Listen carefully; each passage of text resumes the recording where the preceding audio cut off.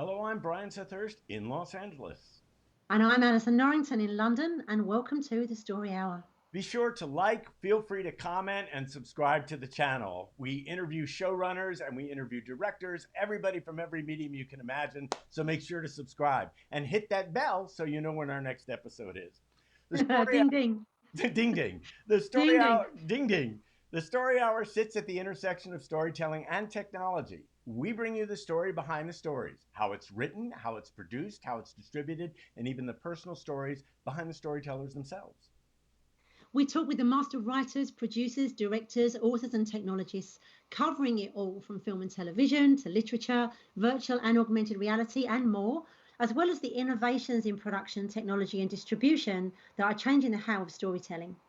Continuing with last week's discussion, our guest tonight is an American screenwriter, producer, and playwright.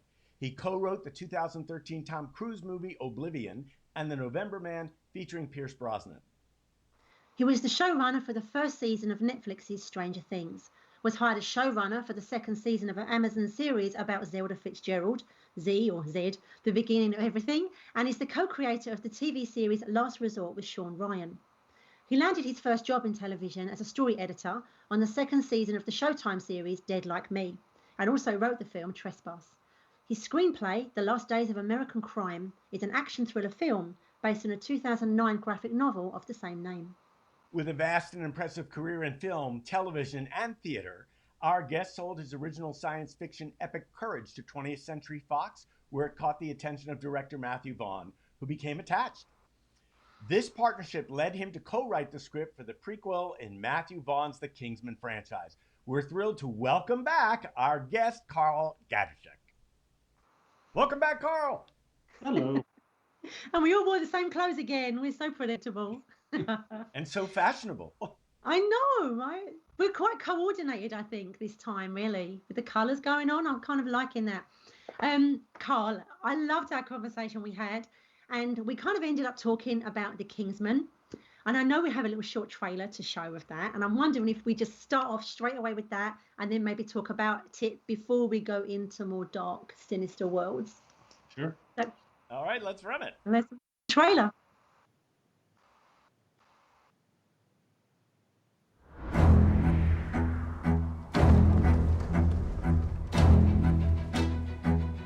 My flock. This will not be a war of heroes.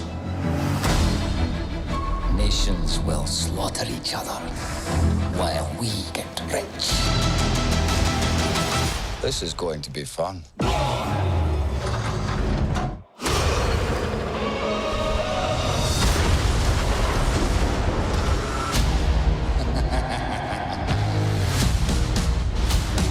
You cannot keep me locked away as the world burns. Son, the truth is the world is ruled by corruption and greed. We must do something. Certainly.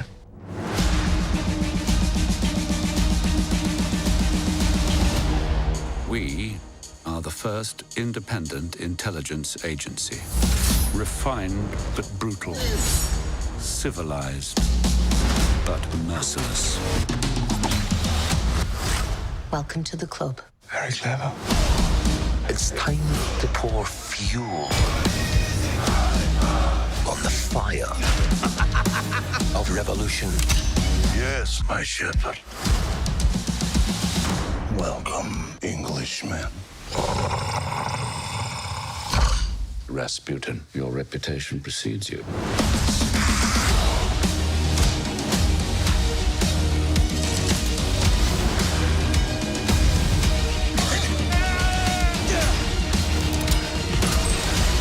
Let's end this as gentlemen.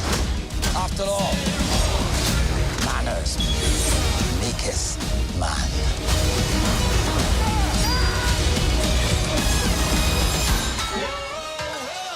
Why is it that boys are always so messy?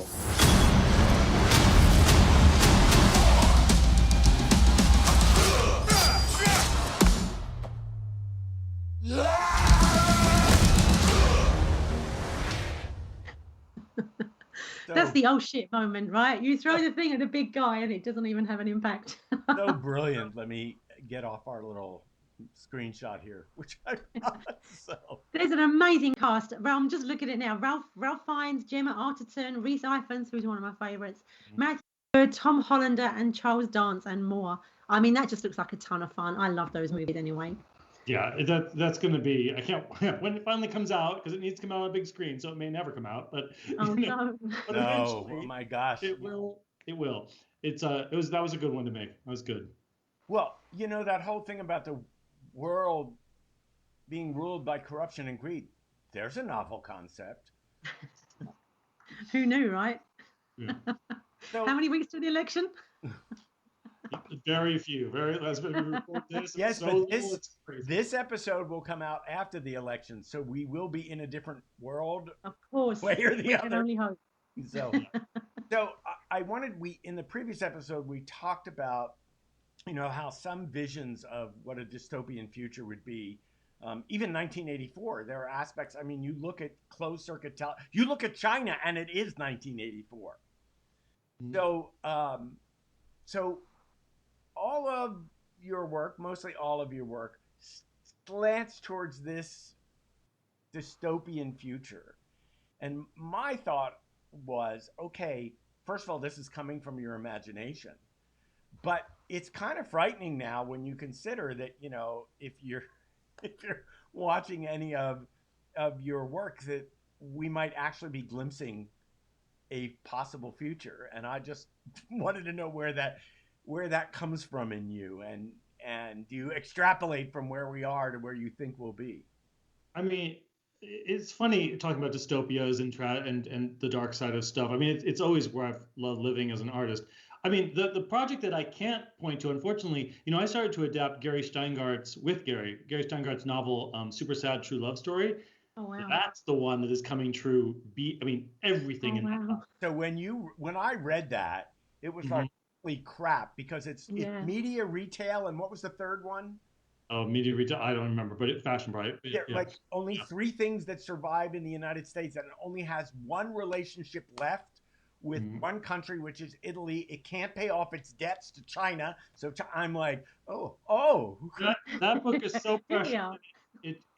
It's spooky prescient, but we won't get into that too much. But it's just, I have always loved these dystopian tales. I mean, part of it, before we go into the political side of it, part of it goes back to an ethics of writing, which is you don't write to wave like how good you're doing in someone's face. You write to create empathy. Look, we're entertainers. We don't want to presume too much, but beyond entertainers, we try to create the situations where we create empathy between people, and we show people that are hurting when we say, hey, we get that, or we show people that are down. So people say, why do you write dark stuff? It's like, why would you write light stuff? I mean, isn't there something, forgive me, a little gross about writing something where everyone's like happy and rich and healthy? Like no one, happy, rich, healthy people don't need to be talked to or touched, but other people who are down do. And so we write to create connections between these people. So when you go towards the darkness, I always feel like you're going. My favorite teacher, writer, mentor, Eric N., who's purely a theater guy, he said that we as writers are doctors of ethics, and that we touch across the ethical divide to try to heal it. Well, that's a very big order, but it's the idea that when you're writing dystopias, you're participating in that. And then, of course, yes, you're also doing cautionary tales, which is what you were touching on, right?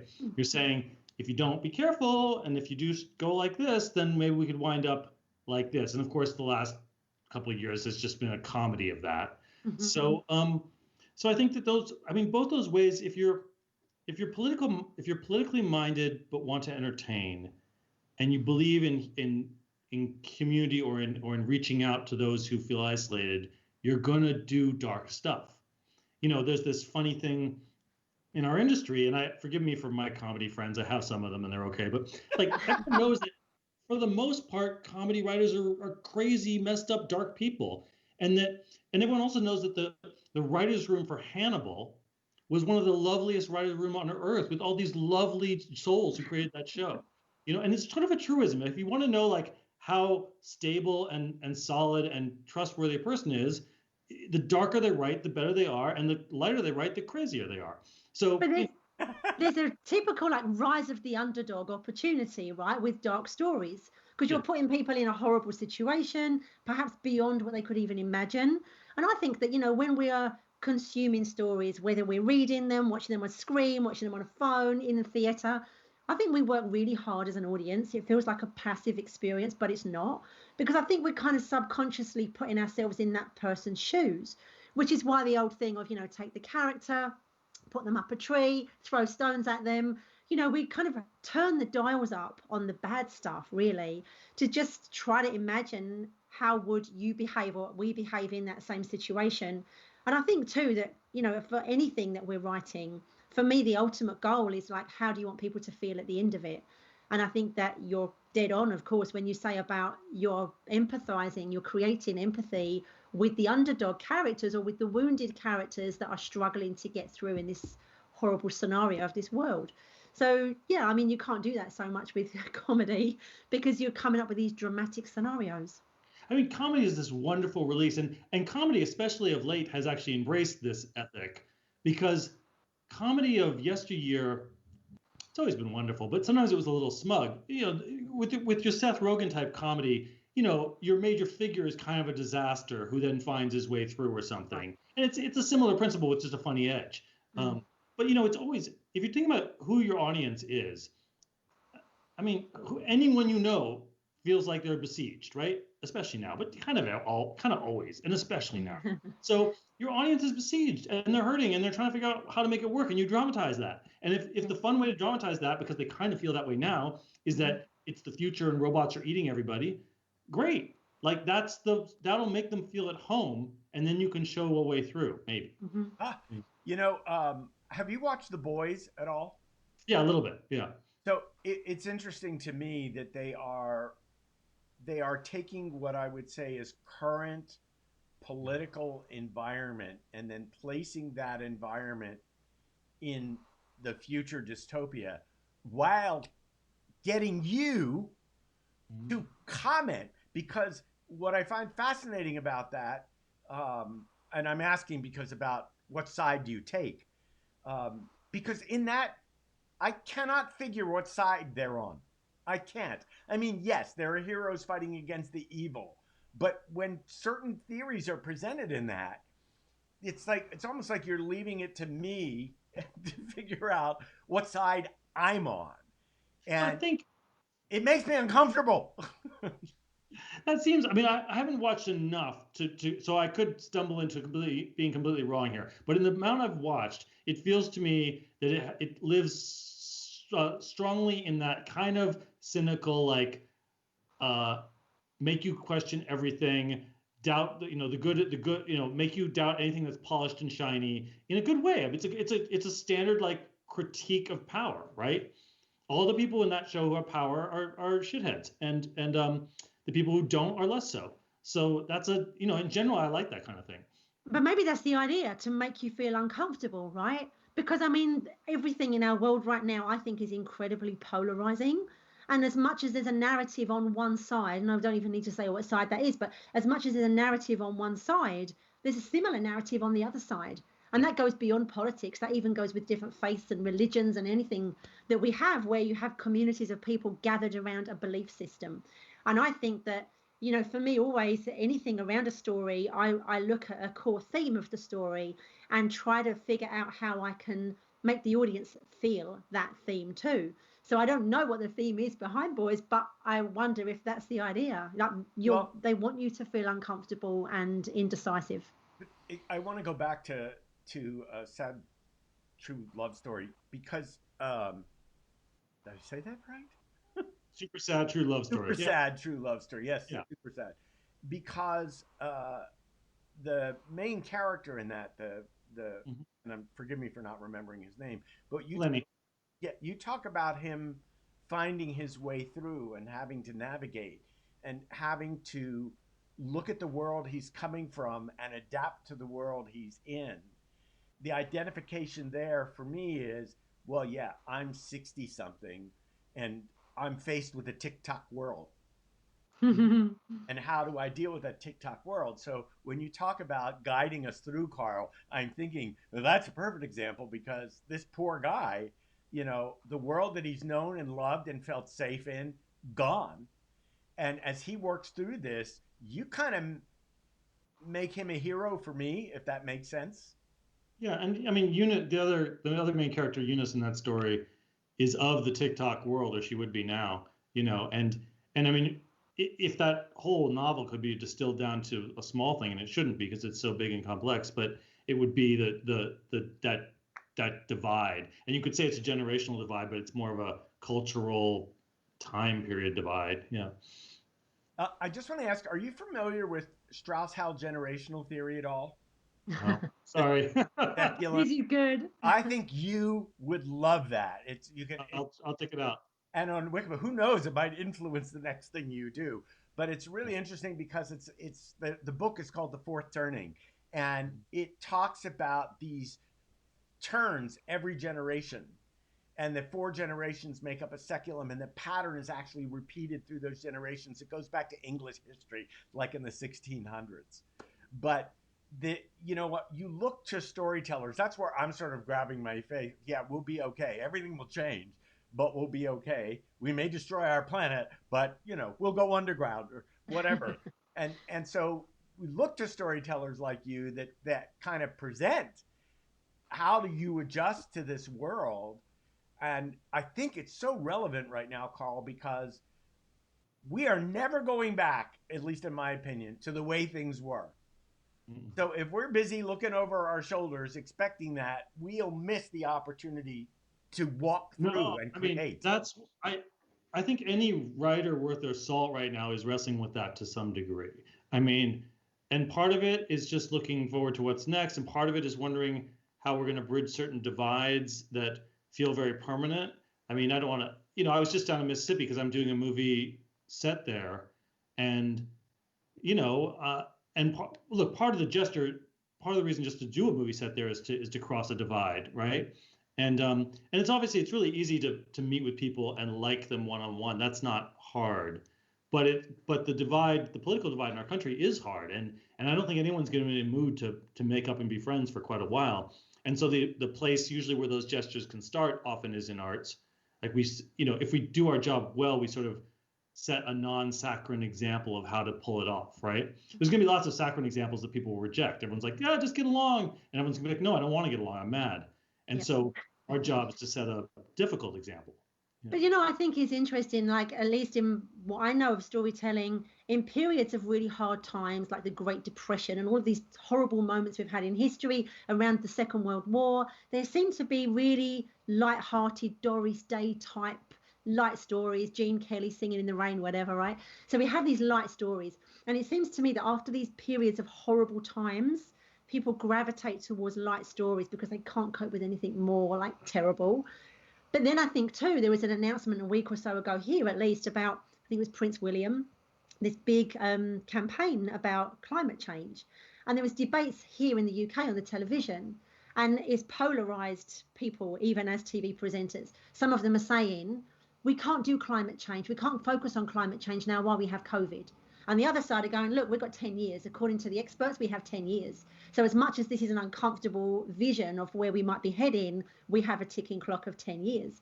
So I think also there's a time now where, I mean, in the last 6 months, I've been pitched so many COVID-related stories. My belief is when we come out of this, whenever that might be, people won't want to read or watch about COVID-related stories. But then, like you say, some people are mad, and then some people are head in the sand. So we have already got quite a clear polarization of these two camps of different thought processes. Well, what you're talking about, so I've been pitching stories to the media companies during this time, and there's all this debate about like, what do people want to buy? And you can ask the executives, they'll try to tell you. And, it's interesting.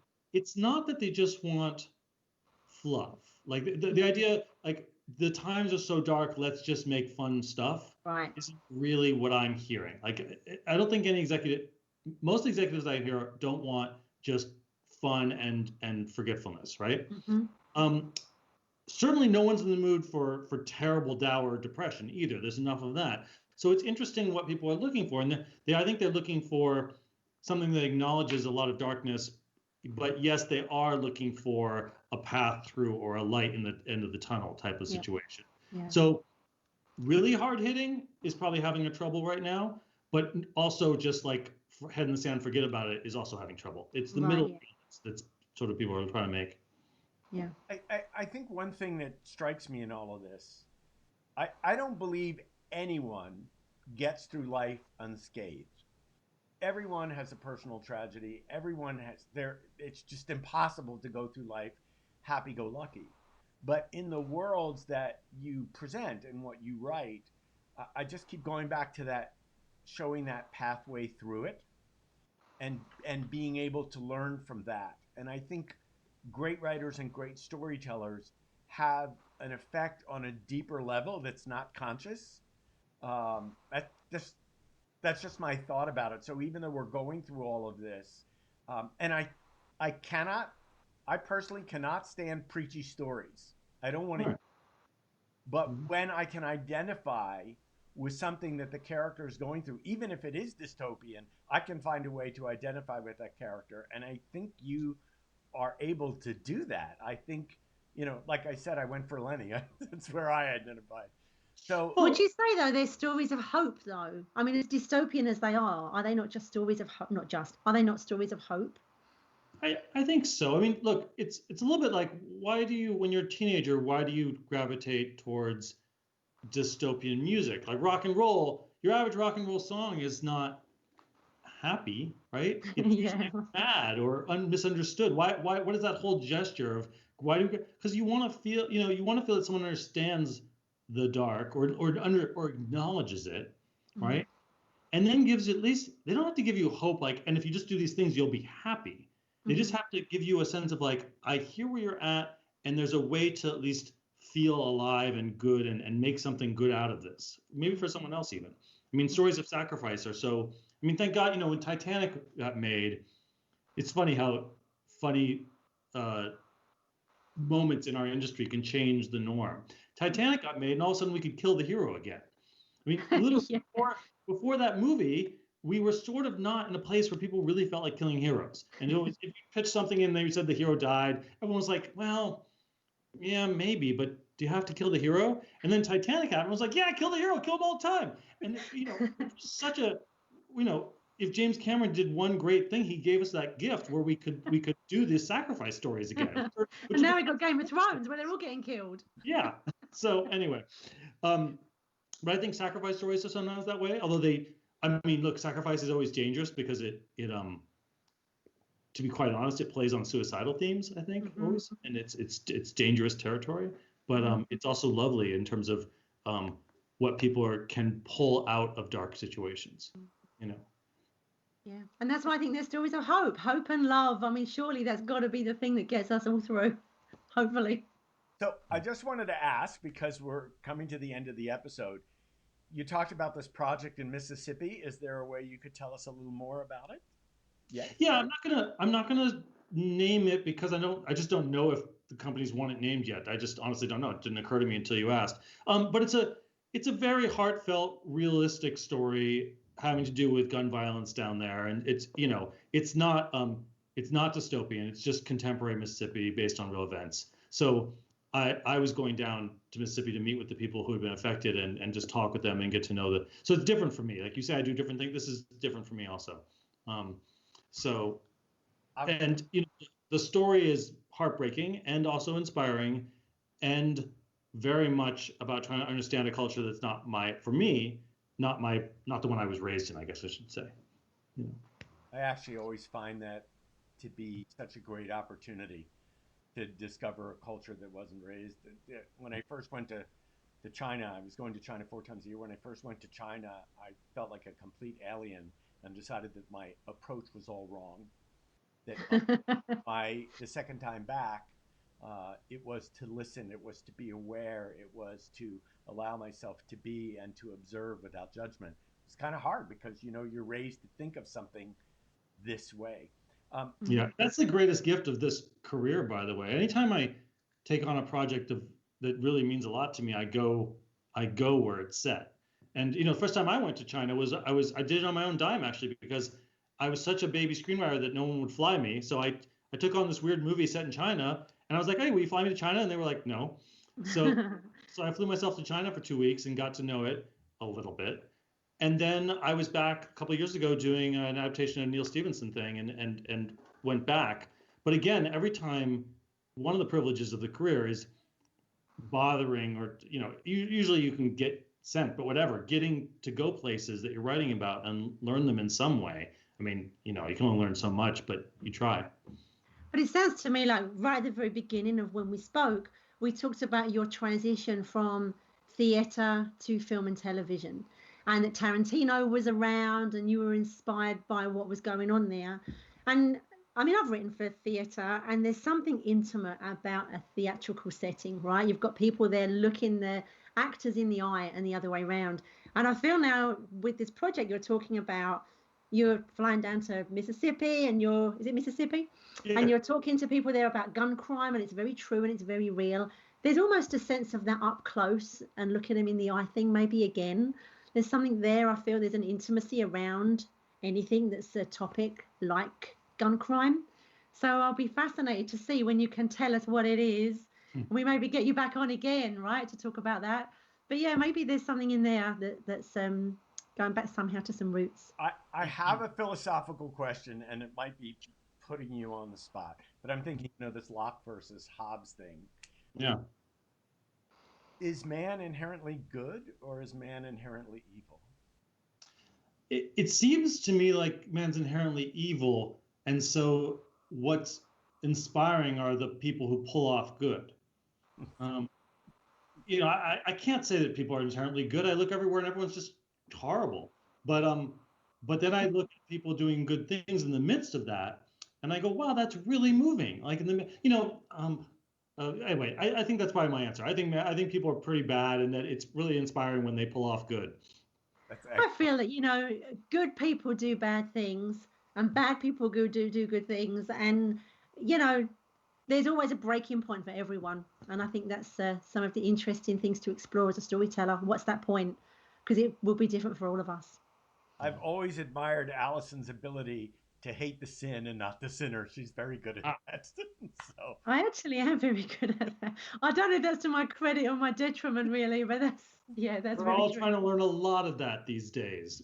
Well, the thing about evil is that there's so many. I mean, I don't have to tell you this. There are so many shades, and people, when they're afraid, they will follow where they think their survival is. And I don't. I try Sorry, to. But No. I'm not correcting you. I'm not at all. I'm not disagreeing with you either. I'm saying, wow, this is this is something people balance every day. Is this good? Is this bad? Is this, and I know that when fear is present, it's really hard to see clearly. So. Yeah, I don't really think there's much. I don't really believe in evil. I just believe in bad behavior as a result of fear. Mm-hmm. But they're kind of the same thing. I mean, occasionally you'll get sociopaths, but for the most part, you get people who are afraid. Yep. Yeah.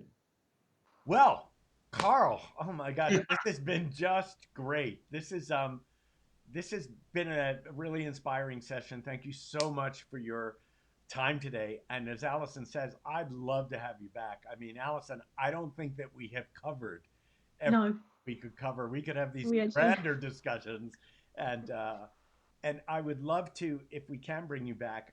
There are storytellers that do propose solutions as they're writing. So after the election, maybe we'll have you back and get your thoughts. My new home in New Zealand. It's funny you should say that, because at the end, I used to joke, probably not so much a joke anymore, that at the end of the world, New Zealand will be the only place that you can go and be safe. It has the capacity on the island to support 8 million, but there are only 4 million there. So every New Zealander can choose to save one person. So oh my God. I became very good friends with one New Zealander. So. My son's best friend's parents are, one of them's from there, and so they're a lifeline. There you go. You'll set. Be okay. So I think you just need to steal their prime minister, really. She's amazing. So I want to thank our audience for watching. Be sure to like, subscribe, hit the bell if you want to see the next episode. And fortunately for you, you can replay this episode as much as you want, because there are so many shades inside and out of it. Karl, thank you. Allison, as always, thank you. Thank you. And we'll see you next time.